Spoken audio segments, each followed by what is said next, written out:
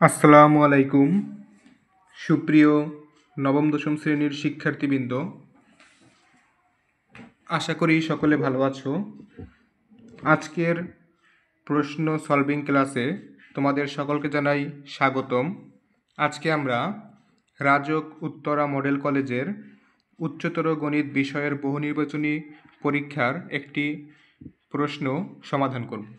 চলো আমরা শুরু করি। প্রথম প্রশ্ন আছে 1 - 2x + x² whole to the power 4 এর বিস্তৃতিতে x² এর সহগ কত। তাহলে আমরা প্রথমে পদটি লিখে ফেলি। 1 - 2x + x² তার হোল টু দি পাওয়ার 4। এখন এই পদটিকে আমরা লিখতে পারি 1 - x তার whole square into whole to the power 4। তাহলে সর্বশেষ লেখা যায় 1 - x তার হোল টু দি পাওয়ার 8। তাহলে আমরা বিস্তৃতির পদটি পেয়ে গেলাম 1 - x হোল টু দি পাওয়ার 8। তাহলে আমরা এটির বিস্তৃতি করে দেখি কত হয়। 1 - x হোল টু দি পাওয়ার 8 এর বিস্তৃতি আমরা করি 1 + 8 সামেশন 1 ইন্টু -x এর পাওয়ার 1 প্লাস 8 সামেশন 2 ইন্টু -x এর পাওয়ার 2 প্লাস ডট ডট ডট। এখন সমান সমান 1 প্লাস এটা সমান লেখা যায় 1 প্লাস 8 সামেশন 1 সমান 8 ইন্টু -x প্লাস 8 সামেশন 2 সমান 28 into x² plus dot dot dot সমান সমান টোটাল লেখা যায় 1 plus 1 - 8x plus 28x² plus dot dot dot. তাহলে আমরা এখান থেকে পেয়ে গেলাম x² এর সহগ। x² এর সহগ হচ্ছে 28। তাহলে আমরা পেয়ে যাচ্ছি x² এর সহগ কত, 28। সঠিক উত্তর ক 28। পরবর্তী প্রশ্ন, এটি তোমাদের পাঠ্য বইয়ের একটি উপপাদ্য থেকে সরাসরি দিয়ে দেওয়া হয়েছে, ষষ্ঠ অধ্যায়ের। আমরা দেখে নেই কি দেওয়া আছে। দেওয়া আছে PQR ত্রিভুজ PQR এ PQ এর মধ্যবিন্দু D এবং QR সমান্তরাল DE। তাহলে প্রশ্ন দেখে বোঝাই যাচ্ছে যেহেতু PQ এর মধ্যবিন্দু D, অটোমেটিক্যালি PR এর মধ্যবিন্দু E হয়ে যাবে। তাহলে PR এর মধ্যবিন্দু হচ্ছে E এবং PQ এর মধ্যবিন্দু হচ্ছে D। এবং প্রশ্নে বলা আছে QR সমান্তরাল DE। এখন 1 নম্বরে দেওয়া আছে QR সমান 2 ইন্টু PE মাইনাস PD। এটা কি সঠিক? কখনোই সঠিক নয়, এটি অবশ্যই ভুল। পরবর্তীতে দেওয়া আছে PR সমান 2P। অবশ্যই আমরা একটু আগেই বলেছি যে এই E হচ্ছে PR এর মধ্যবিন্দু, যেহেতু E PR এর মধ্যবিন্দু তাহলে অটোমেটিক্যালি PE সমান E আর PE সমান ER হয়ে যাবে। অর্থাৎ আমরা লিখতে পারি PR সমান 2P। অবশ্যই সঠিক। এবং আমাদের পাঠ্য বইতে সরাসরি দেওয়া আছে DE সমান হাফ QR অথবা QR সমান 2D। তাহলে এটিও সঠিক। তাহলে সঠিক উত্তর হচ্ছে গ 2 এবং 3। পরবর্তী প্রশ্ন, একটি গোলাকৃতি বলের ব্যাস 4 সেন্টিমিটার, বলটির আয়তন কত ঘন সেমি। তাহলে আমরা ব্যাস পেয়েছি 2r সমান 4 সেন্টিমিটার। তাহলে ব্যাসার্ধ r সমান 2 সেন্টিমিটার। এবং আমরা সকলেই জানি যে গোলাকৃতি বল অর্থাৎ একটি গোলকের আয়তন হচ্ছে 4/3 পাই আর কিউব। তাহলে সমান সমান লেখা যায় 4/3 ইন্টু পাই ইন্টু 2 এর কিউব সমান সমান আমাদের সঠিক উত্তর হবে 32/3 পাই। তাহলে আমাদের সঠিক উত্তর হচ্ছে ঘ 32/3 পাই। পরবর্তী প্রশ্ন, গোলকের কেন্দ্র হতে 1 সেন্টিমিটার উচ্চতায় তলচ্ছেদে উৎপন্ন বৃত্তক্ষেত্রের ক্ষেত্রফল কত? একটি সামান্য একটু ডিফিকাল্ট, তোমরা হয়তো সহজেই বুঝতে পারবে আমি বুঝিয়ে দিলে। মনে করো একটি গোলক কেন্দ্র থেকে, এই যে কেন্দ্র থেকে মনে করো এই কেন্দ্র থেকে এই যে এইচ উচ্চতায় এই যে তলচ্ছেদে একটি বৃত্ত তৈরি হলো। এই যে মনে করো একটি বৃত্ত, এবং এইখান থেকে এইচ এবং এই আর এর মধ্যবর্তী যে রশ্মি এটি হচ্ছে এই গোলকের ব্যাসার্ধ 2 সেন্টিমিটার, এবং এটা হচ্ছে এইচ হচ্ছে 1 সেন্টিমিটার। তাহলে আমাদের বৃত্তের ব্যাসার্ধ বের করতে হবে। তাহলে বৃত্তের ব্যাসার্ধ ধরি আমরা এক্স, বৃত্তের ব্যাসার্ধ এক্স সমান হট। এখন তোমরা চিত্রটি দেখে বুঝতেই পারছো এটি একটি সমকোণী ত্রিভুজ। তাহলে পিথাগোরাসের উপপাদ্য অনুসারে এক্স সমান √2 স্কোয়ার মাইনাস 1 স্কোয়ার সমান সমান √4 মাইনাস 1 সমান সমান √3। তাহলে আমরা বলতে পারি বৃত্তের ব্যাসার্ধ এক্স সমান √3। আমাদেরকে প্রশ্নে বলা হয়েছে বৃত্তক্ষেত্রের ক্ষেত্রফল কত। তাহলে আমরা সহজেই জানি যে কোনো বৃত্তক্ষেত্রের ক্ষেত্রফল হচ্ছে পাই আর স্কোয়ার সমান সমান পাই ইন্টু √3 স্কোয়ার, তার সমান সমান লেখা যায় 3 পাই। তাহলে আমাদের বৃত্তক্ষেত্রের ক্ষেত্রফল কত হবে? বৃত্তক্ষেত্রের ক্ষেত্রফল হবে 3 পাই বর্গ সেন্টিমিটার। তাহলে সঠিক উত্তর হবে 3 পাই বর্গ সেমি। পরবর্তী প্রশ্ন, -1765 ডিগ্রি কোণটি কোন চতুর্ভাগে অবস্থিত? তাহলে এটি আমাদেরকে বের করতে হবে। মনে রাখবে যদি মাইনাস থাকে অর্থাৎ ঋণাত্মক থাকলে সেটি কোণটি অবশ্যই ঘড়ির কাঁটার দিকে ঘুরবে। তাহলে আমরা আগে চতুর্ভুজটা এঁকে নেই, চতুর্ভাগটা এঁকে নেই। এটি হচ্ছে প্রথম চতুর্ভাগ, দ্বিতীয় চতুর্ভাগ, দুঃখিত, চতুর্ভাগটা আমরা এঁকে নেই। এটি হচ্ছে প্রথম চতুর্ভাগ, এটি দ্বিতীয় চতুর্ভাগ, এটি তৃতীয় চতুর্ভাগ, এটি চতুর্থ চতুর্ভাগ। এখন আমাদের মনে করি আমাদের কোণটি হচ্ছে থিটা সমান -1765 ডিগ্রি। এটিকে আমরা লিখতে পারি -1710 ডিগ্রি মাইনাস 1765 ডিগ্রি, আমরা লিখতে পারি -1710 ডিগ্রি মাইনাস 55 ডিগ্রি সমান সমান লেখা যায় -11 ইন্টু 90 ডিগ্রি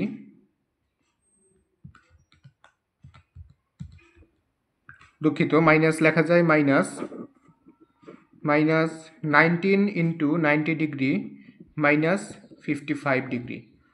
তাহলে আমরা যদি এখন চতুর্ভাগে ফিরে যাই, আমরা এই প্রথম চতুর্ভাগ থেকে 19 পাক ঘড়ির কাঁটার দিকে ঘুরব। তাহলে আমরা দেখি 4, 8,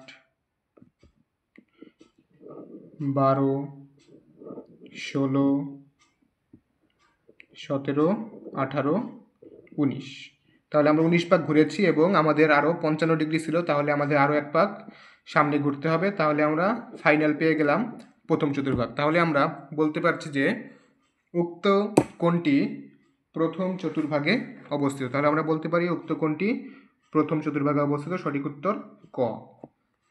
পরবর্তী প্রশ্ন, এস সমান একটি অন্যায় দেওয়া আছে, এস সমান 23415063 হলে এস এর রেঞ্জ 310। তাহলে আমরা দেখি উক্ত অন্যায়টির শেষোক্ত যে উপাদানগুলো আছে সেই উপাদানগুলো আমরা দেখি 3103। তাহলে রেঞ্জ হবে অবশ্যই 310। তাহলে সঠিক, প্রথমটি সঠিক, রেঞ্জ 310। এস একটি একক ফাংশন। শিক্ষার্থী বন্ধুরা তোমরা দেখেই বুঝতে পারছো এখানে এস অন্বয়ের 3 এবং 3 অর্থাৎ একই উপাদান বিদ্যমান। যেহেতু কোনো অন্বয়ের যদি একই উপাদান বিদ্যমান থাকে তাহলে সেটি কখনোই একক ফাংশন নয়, তাহলে এস একটি একক ফাংশন নয়, এটি ভুল। পরবর্তীতে দেওয়া আছে এস ইনভার্স অর্থাৎ বিপরীত অন্বয়টি হচ্ছে 3 2 1 4 0 5 3 6, অবশ্যই এটি সঠিক। তাহলে সঠিক অ্যান্সার হবে অন এবং 3, সঠিক অ্যান্সার হবে খ 1 ও 3। পরবর্তী প্রশ্ন, 11 থেকে 20 পর্যন্ত স্বাভাবিক সংখ্যাগুলোর মধ্যে একটি সংখ্যা দৈবভাবে নির্বাচন করা হলো, নির্বাচিত সংখ্যাটি মৌলিক হওয়ার সম্ভাবনা কত? তাহলে আমরা আগে সংখ্যাগুলো লিখি। 11 থেকে 20, 11 12 13 14 15 16 17 18 19 20। তাহলে আমাদের মোট সংখ্যা হচ্ছে 10টি, অর্থাৎ সমগ্র সম্ভাব্য ফলাফল হচ্ছে আমাদের 10টি। তাহলে লিখতে পারি সমগ্র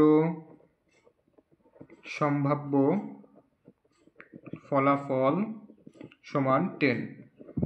এবং আমাদেরকে বলা হয়েছিল মৌলিক সংখ্যা আসার সম্ভাবনা কত। তাহলে আমরা দেখি মৌলিক সংখ্যা কোনগুলো। এই যে 11 একটি মৌলিক সংখ্যা, 13 একটি মৌলিক সংখ্যা, 17 একটি মৌলিক সংখ্যা, 19 একটি মৌলিক সংখ্যা। তাহলে আমরা 4টি মৌলিক সংখ্যা পাচ্ছি, অর্থাৎ আমাদের মৌলিক সংখ্যা আসার অনুকূল ফলাফল হচ্ছে 4টি, অর্থাৎ অনুকূল ফলাফল সমান 4। তাহলে আমাদের সম্ভাবনা হবে সম্ভাবনা সমান অনুকূল ফলাফল ভাগ সমগ্র সম্ভাব্য ফলাফল। তাহলে সমান 4/10 ইকুয়াল টু লেখা যায় 2/5। তাহলে আমাদের সঠিক অ্যান্সার হবে 2/5। পরবর্তী প্রশ্ন, নির্বাচিত সংখ্যা 2 অথবা 3 দ্বারা বিভাজিত হওয়ার সম্ভাবনা কত? অনুরূপভাবে আমরা আবারও দেখি।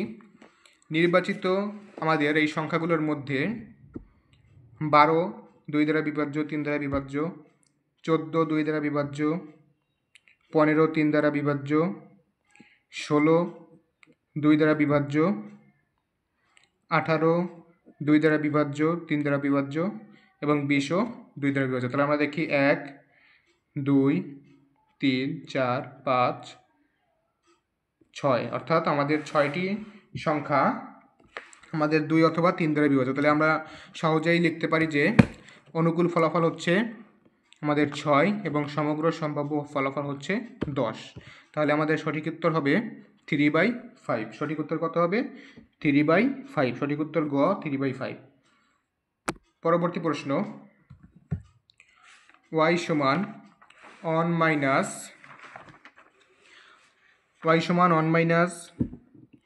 5 এর পাওয়ার -x এ বিপরীত ফাংশন নিচের কোনটি? তাহলে আমরা বিপরীত ফাংশনটা নির্ণয় করি। প্রথমে আমাদের ফাংশনটি দেওয়া আছে y সমান 1 মাইনাস 5 এর পাওয়ার -x। তাহলে আমরা এটি লিখতে পারি যে বা 5 এর পাওয়ার -x সমান 1 মাইনাস y, অবশ্যই লিখতে পারি। এখন আমরা উভয় পক্ষে log 5 দ্বারা গুণ করে দিই। তাহলে হয় log 5 base 5 minus √5 minus x সমান log 5 বেস 1 মাইনাস y। তাহলে আমরা উপরের এই -x আমরা প্রথমে নিয়ে আসতে পারি। তাহলে লিখতে পারি -x log 5 বেস 5 সমান লেখা যায় log 5 বেস 1 মাইনাস y। তাহলে যেহেতু log 5 বেস 5 এটি সমান, তোমরা অবশ্যই জানো যে log 5 বেস 5 বা log 10 বেস 10, অর্থাৎ একই উপাদান থাকলে উপরে নিচে যদি একই সংখ্যা থাকে তাহলে লগের পরে যদি উপরে এবং নিচে একই সংখ্যা থাকে তাহলে সেটি 1 হয়, তোমরা সকলেই জানো। তাহলে এটি হবে -x × 1 সমান log 5 বেস 1 মাইনাস y, বা -x সমান log 5 বেস 1 মাইনাস y, বা x সমান log 5 base 1 minus y inverse 1, বা x সমান log 5 বেস 1/1 মাইনাস y, বা এফ অফ ওয়াই সমান লগ 5 বেস 1/1 মাইনাস ওয়াই, বা এফ অফ এক্স সমান লগ 5 বেস 1/1 মাইনাস এক্স। তাহলে আমাদের বিপরীত ফাংশন কত হবে? আমাদের বিপরীত ফাংশনটি হবে লগ 5 বেস 1/1 মাইনাস এক্স। সঠিক উত্তর হবে গ।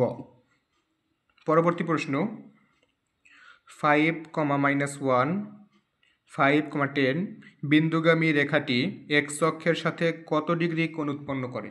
মনে রাখবে শিক্ষার্থী বন্ধুরা, যদি তোমাকে কখনো এক্স অক্ষের সাথে কোনো কোণের সম্পর্ক দেখাতে বলে, তাহলে তোমাকে সর্বপ্রথম সেই বিন্দু দুটির ঢাল বের করতে হবে। তাহলে আমাদের বিন্দু দুটি দেওয়া আছে 5 - 7 এবং 5 - 10। 5 - 10 দুটি বিন্দু আমরা ঢাল বের করি। ঢাল m সমান y2 - y1 by x2 - x1 সমান লেখা যায় 10 - 7 বাই 5 - 5 সমান লেখা যায়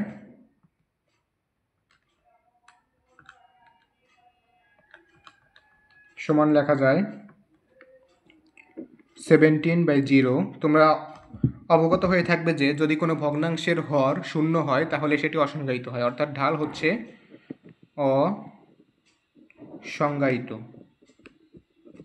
অসংজ্ঞায়িত।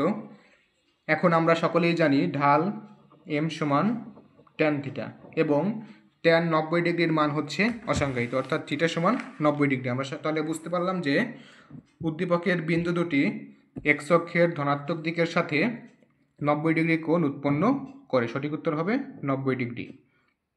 পরবর্তী প্রশ্ন, একটি সমবাহু ত্রিভুজের পরিবৃত্তের ব্যাসার্ধ 4 সেন্টিমিটার হলে এর ক্ষেত্রফল কত বর্গ সেন্টিমিটার?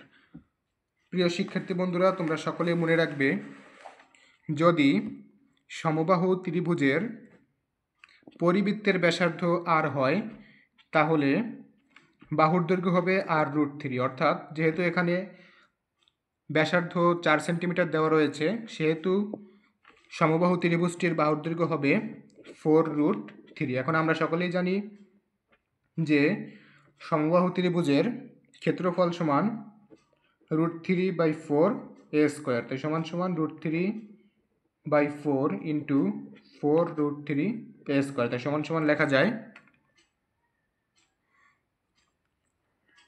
√3/4 ইন্টু 4√3 স্কোয়ার, তাহলে সমান লেখা যায় 12√3। তাহলে আমাদের সঠিক উত্তর হবে 12√3, অর্থাৎ ঘ। পরবর্তী প্রশ্ন, থিটা এর যে কোনো মানের জন্য, এটি সবাই মনে রাখবে শিক্ষার্থী বন্ধুরা, এটি তোমরা নোট করে নাও, সকলে মনে রাখবে থিটা এর যে কোনো মানের জন্য সাইন থিটা <= 1 অবশ্যই সঠিক, -1 > cos থিটা <= 1 এটিও সঠিক, কিন্তু tan থিটা <= 1 এটি সঠিক নয়। তাহলে সঠিক উত্তর হবে 1 ও 2। পরবর্তী প্রশ্ন, tan theta plus cot theta সমান 5/2 হলে tan theta minus cot theta সমান কত? এখন এখানে একটি চমকপ্রদ সূত্র কাজে লাগানো যায়। আমরা সকলেই জানি যে x + y তার হোল স্কোয়ার সমান x - y তার হোল স্কোয়ার প্লাস 4xy। তাহলে এখানে দেওয়া আছে tan theta plus cot theta সমান 5/2। তাহলে আমরা এটি লিখতে পারি tan theta plus cot theta তার হোল স্কোয়ার সমান 25/4, বা tan theta minus cot theta তার whole square plus 4 into tan theta into cot theta সমান লেখা যায় 25/4 বা tan theta minus cot theta তার whole square plus 4 into tan theta into cot থিটাকে লেখা যায় 1/tan থিটা সমান সমান 25/4 বা tan theta minus cot theta তার হোল স্কোয়ার সমান 25/4 মাইনাস 4 সমান সমান হয় 9/4। সুতরাং tan theta minus cot theta সমান 3/2। তাহলে সঠিক উত্তর হবে 3/2। তাহলে সঠিক উত্তর হবে গ 3/2। পরবর্তী প্রশ্ন, সমকোণী ত্রিভুজ এ বি সি এর sine square A plus sine square B plus sine square C সমান কত? তাহলে যেহেতু সমকোণী ত্রিভুজ আমরা ধরি এ সমান 90 ডিগ্রি, বি সমান 60 ডিগ্রি, সি সমান 30 ডিগ্রি। আমরা ক্যালকুলেটারে সরাসরি বসিয়ে দিব সাইন 90 ডিগ্রির স্কোয়ার প্লাস সাইন 60 ডিগ্রির স্কোয়ার প্লাস সাইন 30 ডিগ্রির স্কোয়ার। তাহলে সরাসরি আমাদের উত্তর চলে আসবে 2। তাহলে সঠিক উত্তর হবে গ 2। পরবর্তী প্রশ্ন, একই ভূমির উপর অবস্থিত সমান উচ্চতা বিশিষ্ট একটি অর্ধগোলক ও একটি সিলিন্ডারের আয়তনের অনুপাত কত? তাহলে আমরা আগে দেখি, একটি অর্ধগোলক, মনে করি অর্ধগোলকের ব্যাসার্ধ হচ্ছে আর। তাহলে অর্ধগোলকের ব্যাসার্ধ যদি আর হয় তাহলে অর্ধগোলকের আয়তন হবে, আমরা একটু লিখি, অর্ধগোলকের আয়তন সমান, আমরা জানি গোলকের আয়তন 4/3 পাই আর কিউব, এবং তাহলে অর্ধগোলকের আয়তন হবে 4/3 পাই আর কিউব বাই 2 সমান সমান 2/3 পাই আর কিউব। আবার যেহেতু আমাদের একই উচ্চতা বিশিষ্ট এবং একই ভূমির উপর বলা হয়েছে, তাহলে আমরা সহজেই লিখতে পারি যে আর সমান উচ্চতা এইচ। তাহলে সিলিন্ডারের উচ্চতা এইচ এবং ব্যাসার্ধ হচ্ছে আর, যেহেতু আর সমান এইচ তাহলে আমরা লিখতে পারি যে সিলিন্ডারের আয়তন সমান পাই আর স্কোয়ার এইচ সমান সমান লেখা যায় পাই আর স্কোয়ার ইন্টু আর সমান সমান পাই আর কিউব। তাহলে আমাদের কাছে জানতে চেয়েছে যে অর্ধগোলক ও সিলিন্ডারের আয়তন অনুপাত কত। তাহলে আমরা লিখতে পারি অর্ধগোলকের আয়তন অর্থাৎ 2/3 পাই আর কিউব ভাগ সিলিন্ডারের আয়তন পাই আর কিউব সমান সমান লেখা যায় 2/3 সমান সমান 2:3। তাহলে আমাদের সঠিক উত্তর হবে 2:3।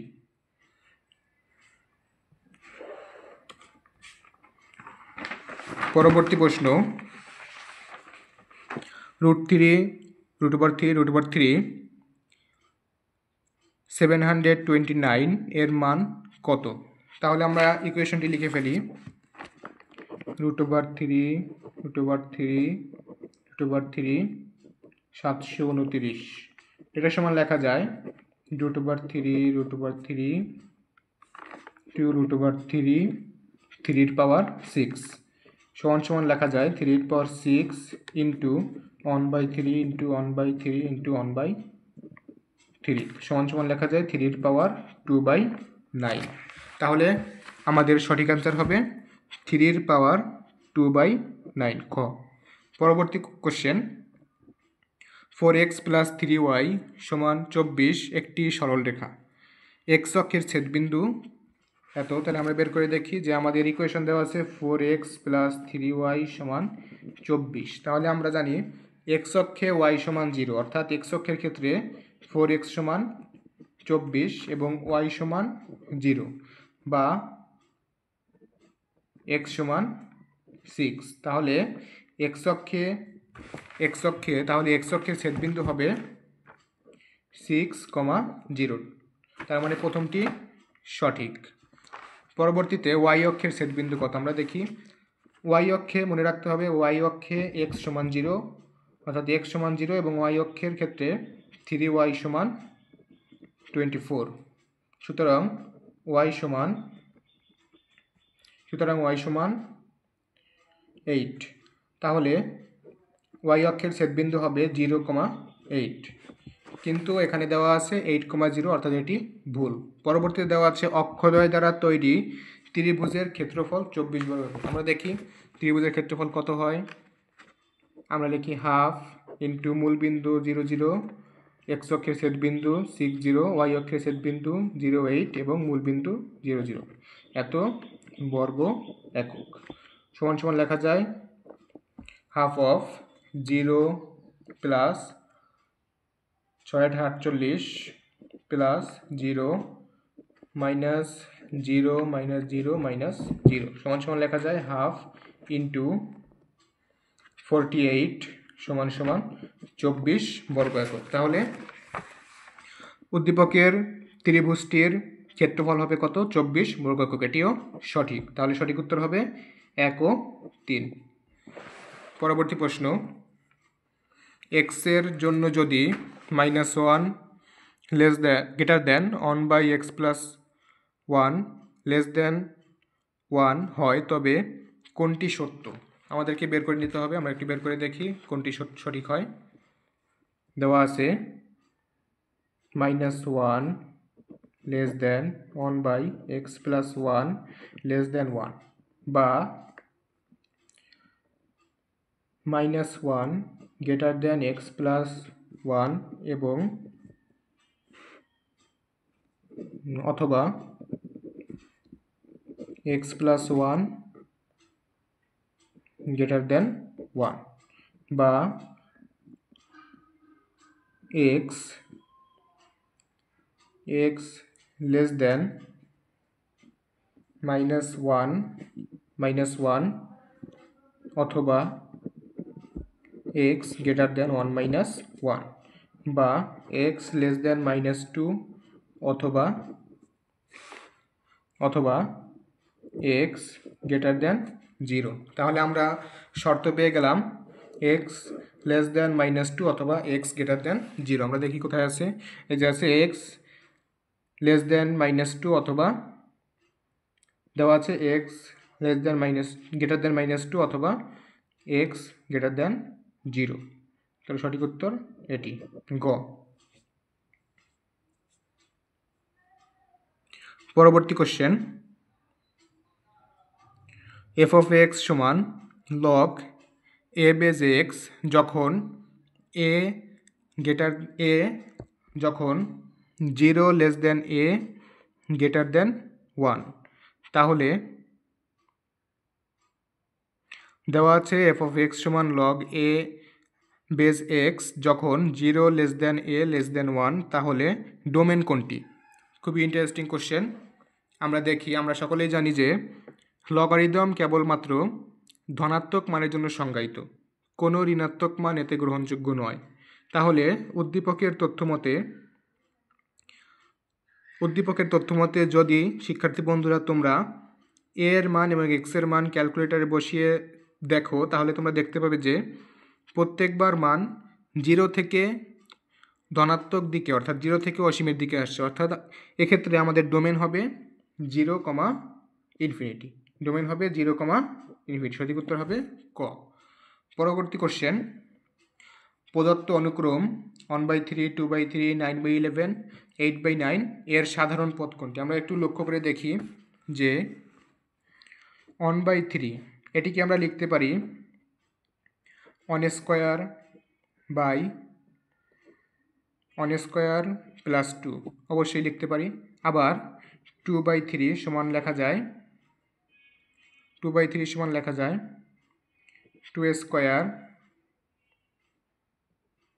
ভাগ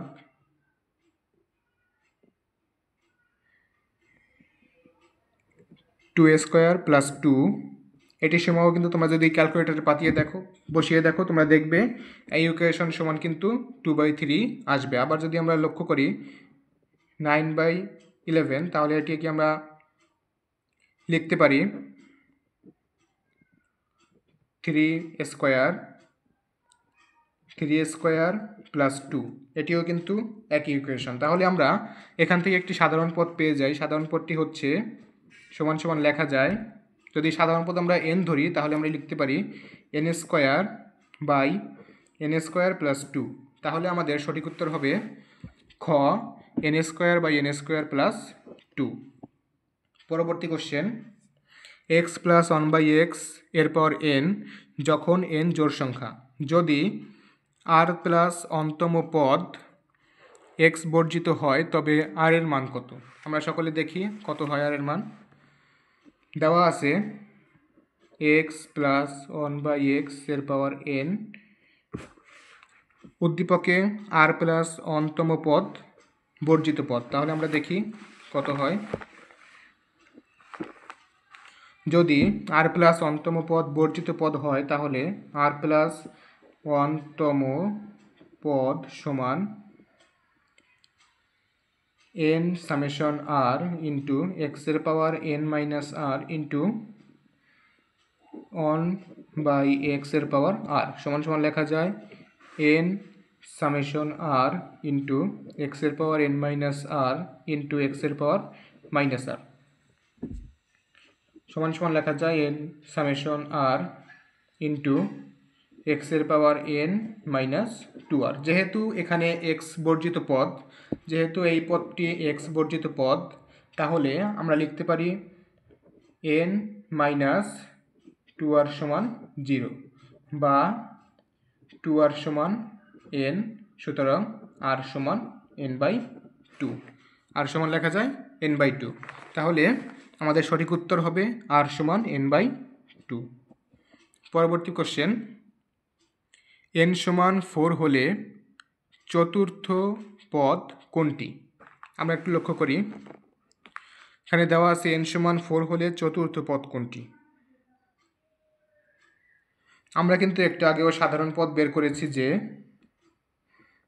r প্লাস, আমরা কিন্তু বের করেছি r প্লাস 1 এততম পদ সমান n সামেশন r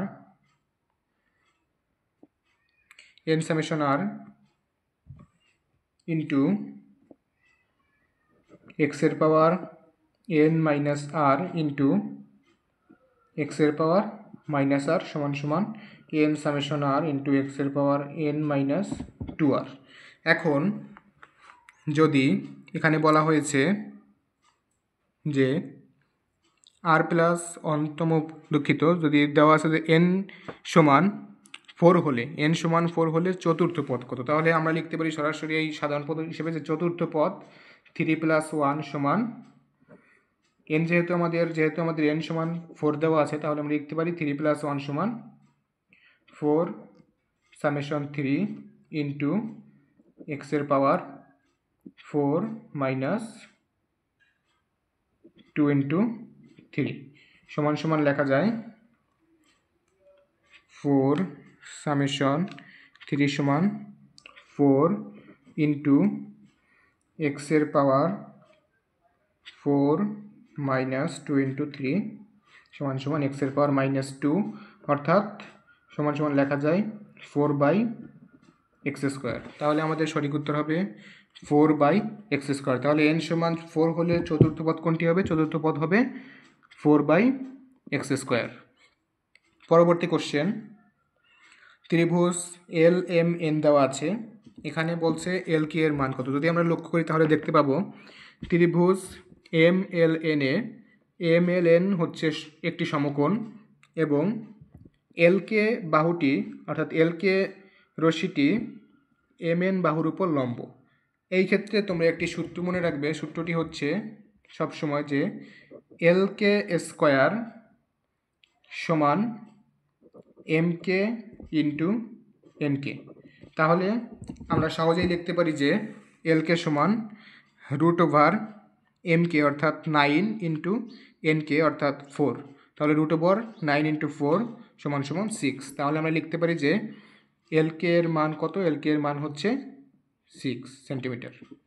পরবর্তী কোশ্চেন, দেওয়া আছে ABC একটি ভেক্টর দেওয়া আছে, যে AB ভেক্টর সমান দেওয়া আছে এবি ভেক্টর সমান 2a এবং বিসি ভেক্টর সমান দেওয়া আছে বি ভেক্টর।